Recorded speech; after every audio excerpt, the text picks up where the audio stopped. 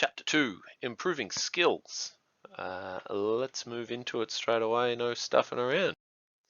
So, when you perform any sport, there's a basic set of skills that, like it says there, the building blocks for everything, daily life, sporting life. And what I've done is I've listed a few of them there. These aren't the comprehensive list. But you kick, catch, run, jump, overhand, throw, leap, a lot of those skills you will find in a lot of sports, and they also transfer across too. They don't just happen though. You have to work on them. You're continually building on those skills as you get older, um, and the more developed they are, um, obviously the more skilled the person is going to be, but also more likely that they're actually going to participate in physical activity. So they're kind of important. The qualitative movement analysis or diagnosis. So this is the tool that we use to improve on those fundamental motor skills or just skills in general. Okay, so they're broken up into 4 areas. There's the preparation, there's observation, there's the evaluation, and then there's the error correction. And it gets used by a large number of professions. And again, this isn't an exhaustive list. This is just some. All right, but teachers, coaches, fitness instructors, and biomechanists. You can think back to one of your sports lessons where one of your PE teachers over the last few years may have given you feedback on, okay, your overhand throw, or perhaps a kick, or something like that. Okay, every time we go out, whilst we might be playing games and doing that sort of stuff, we're also analyzing your skills.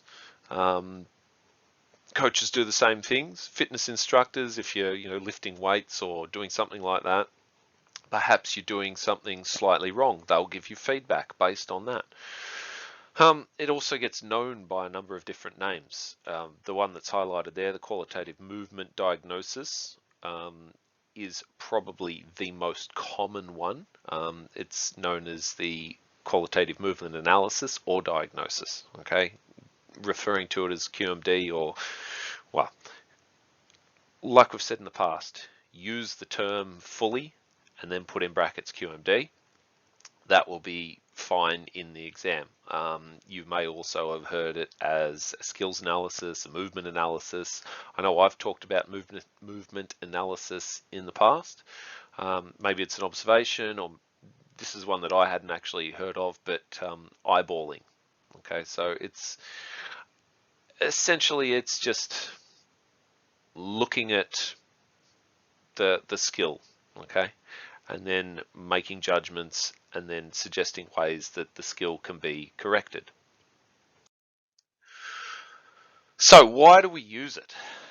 Obviously, we want to be the best we possibly can be. So coaches are going to use it to diagnose strengths and weaknesses of their individual player, or perhaps of an individual team, or a team. Perhaps we're ranking competitors, for example, diving. Okay, diving and gymnastics and all that those sort of sports where you get that score to work out, first, second, third place. That's when you would also use it. Talent identification, team selection, and predict future results. These are all valid reasons as to why you would use it. So here's a real world example. Okay, we've got our example from the textbook. A couple of cricketers there. Clearly one looks, let's say, better poised to stop the ball as opposed to the other one. We've got our bloke here with his legs spread, and here's the ball here. Looks like it's probably going to end up going straight through and onto the boundary, whereas this bloke here, he looks like he's in a better overall position. Okay, he's down low to the ball, his hands are ready, but look at where he's looking. He's not actually looking, you know, at the ball. I mean, he doesn't even look like he's looking out there, actually. He looks more like he's looking somewhere out here. I don't know, perhaps there was a seagull the ball just hit. But there's a number of reasons why they might have missed that ball coming to them. And the role of the coach using the qualitative movement analysis or diagnosis is to, figure out what has gone wrong. Okay, why did they miss the ball? Was it serious enough and was it frequent enough that it needs intervention? Perhaps it was just a screw up. Maybe was the sun in his eyes? Did the ball hit a bump, uneven patch in the ground and, bounce up out of control? Was he watching the ball closely? Perhaps, poor technique. Probably a few of those are happening here. I'd say we're not watching the ball in this instance, and this is just poor technique. Okay, whenever you were taught as young cricketers, and it's still even drilled into you now, that you should get your body behind the ball, get your leg and everything in the way, so if it does hit an uneven patch in the ground, then you've got your body behind it, it's going to smack you in the chest or wherever, instead of going for 4. So the idea of QMD is to figure out what's gone wrong and how do we fix it if it needs fixing, in a nutshell. So the principles, okay, there's 4 of them. So preparation, observation, evaluation, and error correction. We're not going to look at error correction just yet, okay, but we will go through the other 3 first of all. So the idea is that the preparation, okay, you need to have a good knowledge of the game. Okay, coaches need to, be knowledgeable, or the person who's observing and making the future suggestions needs to have a good understanding of the game or the skills that are required. Okay, they should also use technology to assist with the review, which then links in with the observation. Okay, you can perform it live or it can be recorded. Recording's probably that little bit better, because then you can play it back and you can show the performer what they might have done wrong, because it's not always easy to take on the feedback as a performer if you're not aware that you're making the mistake. Whereas if you've got that video in front of you, you can say, well, look, this is a point here where you didn't get your body behind the ball. And then looking at yourself performing that skill, it can trigger that sort of okay kind of moment. Then we move on to the evaluation principle, and that's where the problems, they get written down and how can they be fixed. Okay, so we detail how we can fix them, but then the error correction, which we'll look at shortly, is where we actually make the changes. So there are a range of different, I guess, aspects that all 3 of these areas will cover.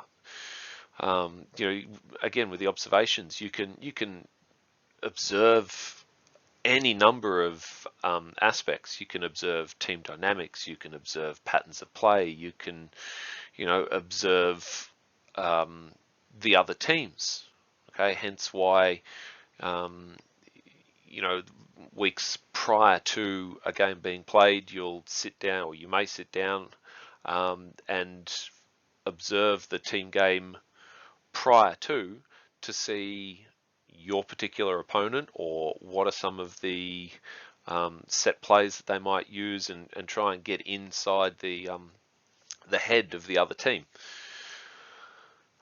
The trouble with the observations is that it's very subjective in nature.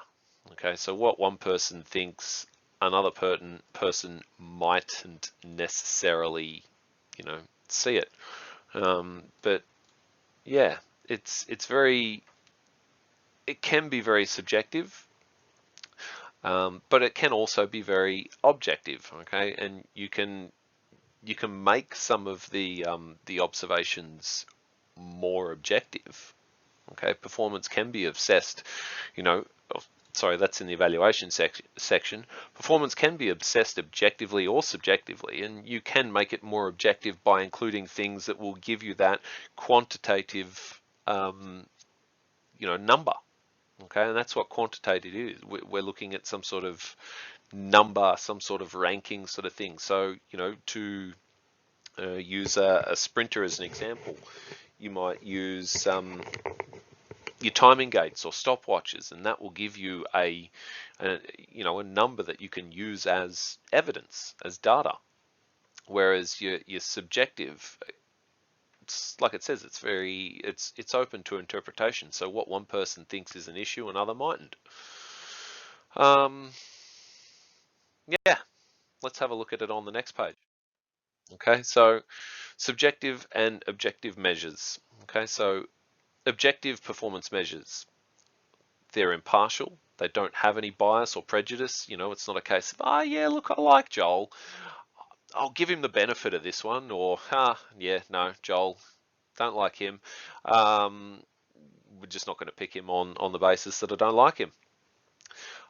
It includes measures, distance, and time, and that sort of thing, like we talked about. So stopwatches, timing gates, whatever it might be, and the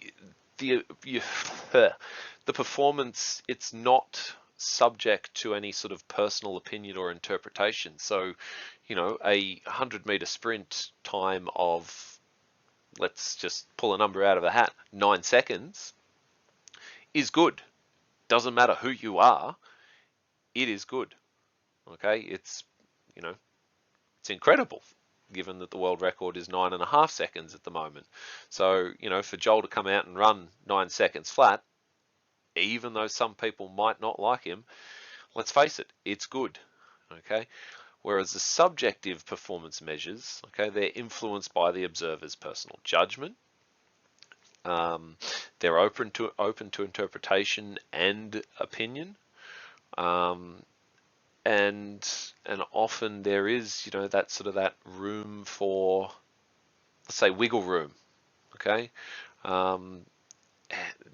if we're looking at gymnastics and dance routines and diving and all that sort of thing, you will have a score, and it's very dependent on what one judge says versus another judge, which is why, and this is going back to like primary school, I remember doing an assignment on it, but they cancel out the highest and the lowest scores, and then they do some maths and whatever else, and yeah, I don't know, but I do remember them. We had an Olympics project, and they cancelled out the highest, the lowest scores, and then they multiplied it by a few other things, and it's to, I guess, remove that sort of variance. So if we're going to be doing these objective testing methods, and using these quantitative measures, we need to ensure that the testing that we use is valid and it's reliable. It's no good, testing a skill that is irrelevant. Oh, sorry. It's no good testing a skill using a method that is going to, or that hasn't been proven to be reliable and produce consistent results. And the textbook uses the example of a Speedminton player performing a serve as many times as possible in 30 seconds. It's not a valid test of the ability to serve in Speedminton, because in the rules of the game, you can serve whenever you're ready. It's it's like using a cricket example. How many times can you bowl the ball? Well, again, that's irrelevant, because whenever you're ready, kind of thing. The tests also need to be reliable, which means they need to be able to produce consistent results. The reason the beep test is an accepted measure of someone's aerobic capacity is because it has shown over and over and over again, and it's been tested, that it's able to produce consistent results. It may not be performed in a lab, but the results that it gives are still as close as you're going to get without spending all that extra money and so on and so forth. But you also need to ensure that the conditions are going to be consistent if you're doing that same test again. So your procedures are the same, the conditions, the equipment that you use, the environment, all those sort of things, you need to keep it the same. It's no good doing a test in the morning and having nice cool conditions for a pre-test, and then on the post-test doing a beep test and it's 40 degrees outside and it's late in the afternoon, the person's tired, whereas in the morning they were fresh and ready to go. So you're going to find those inconsistencies. So the error correction, this is where we make the changes to the identified problems. Okay, we use our strategies to correct the weaknesses, and it can be done during training. It can be done using visual methods, like we talked about before, where you may have a video camera set up and you give them the feedback whilst they're looking at themselves performing the skill. Maybe it's done during team meetings. Perhaps it's done during a game. Giving them feedback that they need to stick more closely in AFL, stick more closely to their assigned player. You're giving them too much space up the ground and they're kicking goals or whatever they're doing, or they're getting easy possessions. Stick on them. It might be immediate feedback. That was a terrible handball. This is why it was terrible. Okay. You can see here, these are the reasons, and that is a very terrible circle. Wasn't even meant to be a circle. It was meant to be closer. Anyway, these are some of the reasons why there are errors in people's skills. Perhaps it's to do with the strength and endurance. Maybe they're tired, they're fatigued. Maybe it's skill deficiencies, so technique, perceptual, so being able to, perceive what needs to happen and reading the play and that sort of thing. And decision making, again. So these are all, reasons why errors might be made. So the different coaching approaches that we use, there's two. Okay, we have direct coaching where the coaches make all the decisions and you guys have very little say, if any, in terms of decision making and what happens. And then you've got constraint-based learning. So constraints, they're boundaries that shape a learner's movement pattern, okay, and the understanding of the skill and the decision-making process. So in terms of like our boundaries, these are our boundaries here. Okay, and somewhere in the middle, hopefully, we'll find a nice balance of all of them to help with learning that skill. Okay, so it considers the individual, the environment, and then the task itself. Okay, and that's what we're going to look at now. So the individual constraints. So this is talking about you as a person. So your body size, your height, your weight, your limb length, your fitness ability, your mental skills. All that sort of stuff is going to have an impact on your ability to learn the skill and to also correct the skill and maybe the mistakes that have been made. The environmental constraints. So location, weather conditions, terrain, social and cultural norms, okay, expectations. Maybe you live up in Queensland, so the expectation is that you wouldn't be playing football, although that's, changed now because we've got 2 teams up there and we've pretty much got teams in every state and territory. Not true. Not in the AFL anyway. But yeah, there's different expectations. So they're all going to have an impact on your ability to learn skills. And then finally, the task constraints. So these are related to the performance, but rules of the sport, the equipment, court dimensions, number of players on the field. A game of 3-on-3 looks heaps different compared to 11-on-11 soccer, or 3-on-3 basketball looks very different to a normal game of basketball. So all those I guess aspects will change the way the skill is learned. So let's compare the two methods. Okay, we know that the traditional coaching method is very coach orientated, and the person doing the skill has very little say. But there's no sort of one size fits all. Constraints-based approaches, they're a much more, let's say, fluid, a much more dynamic way and a natural way to learn movement skills, because it's practiced within that game situation. Your coaches and your teachers can deliberately manipulate surroundings and playing field dimensions and all that sort of thing to vary the skills to vary the outcomes and to practice those skills. So for example, if we want you to practice, let's use cricket as another example again.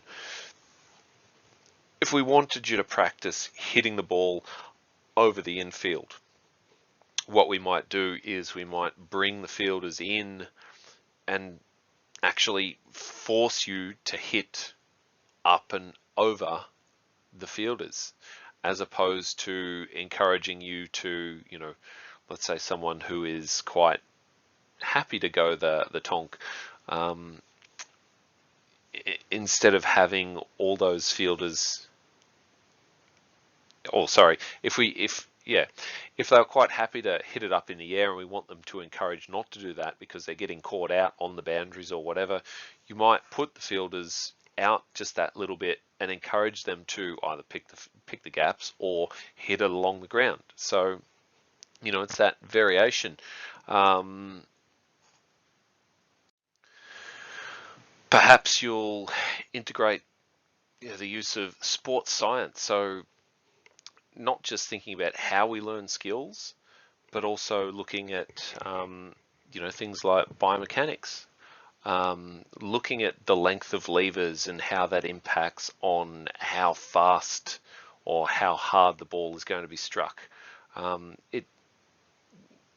It gives that freedom to, I guess, learn from their own mistakes. So if you want to have a look at a more detailed rundown of that, it is, what page is it? Page 32. I put it in there. Table 2.5 on page 32. So that's a very general sort of overview. Not my best work. So one of the critical things in terms of the constraints-based approach is that the learners have to, I guess, be responsible. They've got to. There's more emphasis placed on them as opposed to the coach. Whereas, the coach would normally stand there and tell them what to do. Okay, the opportunity or the affordances are there for the individual. It's the opportunity for them to take action. They rely on their senses, their past experience, before taking the shot with a small amount of time left on the clock. Is that the right thing to do? Is it the right thing to do, have a big swing at the bowler where you might only have one wicket left and a few overs remaining? it's all that sort of information being available. So as coaches, what we need to do is we need to, I guess, provide them with that opportunity to practice that. It's like cricket and football, you might, you know, generally train during the day, but if you've never played a night match before, then perhaps training at night, or the whole pink balls with the test matches. Day night test cricket was a big change. Okay, yes, we've played plenty of test cricket before, but has anyone ever played test cricket at night with a pink ball? No. So you're going to go out and you're going to put those opportunities in place to give them that experience of they've been there, they know what they have to do. So characteristics that are going to affect performance, and I'm conscious of the time and I wanted to keep it short. So prior experience, confidence, hereditary, and ability, and personality. These are all things that are going to affect how well you learn the skill. Prior experience, perhaps, let's say we've played T-ball before. Once you've got the skill of striking the ball off the tee, that then translates to softball. The only difference in the skill is that you've got somebody pitching the ball at you, which is, it's different again, and it changes a whole heap of things, but you've got that prior experience. Someone's confidence is going to, play a big part in learning a skill. If someone's really, really confident, then look, they might be overconfident. They might make mistakes. If they're not confident enough, again, that can have an impact. They make a couple of mistakes, it shatters their confidence. They're just like, I give up. So confidence, hereditary ability. We've all seen those people who are just naturally gifted, or at least they look like they are, and they can pick up, a tennis racket and play tennis. Then they can go and play basketball, or they might be, going down and doing archery, and they're just good at everything. You want to hate those people, but you can't. And then the person's personality will also have an impact on how well they learn a skill. Are they the sort of person that has the confidence and can bounce back from setbacks and that sort of thing? And our last slide, I don't really think requires much explanation, but you've got your different stages of learning: cognitive, associative, and autonomous, 1, 2, and 3, and just the different ways that you need to, I guess, coach them. So the cognitive, you would break complex skills down into smaller parts. You'd give simple instructions. You'd give them plenty of demonstrations and feedback. And you guys can read that. It's nothing that I think requires any sort of explanations. Thanks for watching. If you've got any questions, shoot me an email, message me on Teams, or whatever. Catch ya.